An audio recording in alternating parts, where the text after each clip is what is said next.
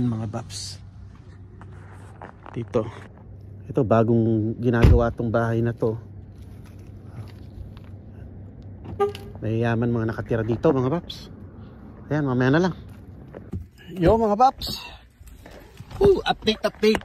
Time check is, yung time check is 10:52 mga paps. So natapos natin ng less than 2 hours yung ating duty today.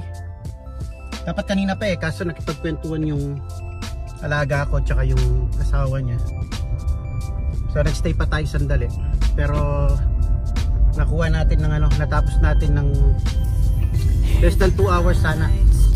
Pero that's okay, hindi pa naman ako inaantok. Parang nabuhayin ako ng dugo mga bap. Ganyan talaga pag night shift Pero sana after this uwi na tayo.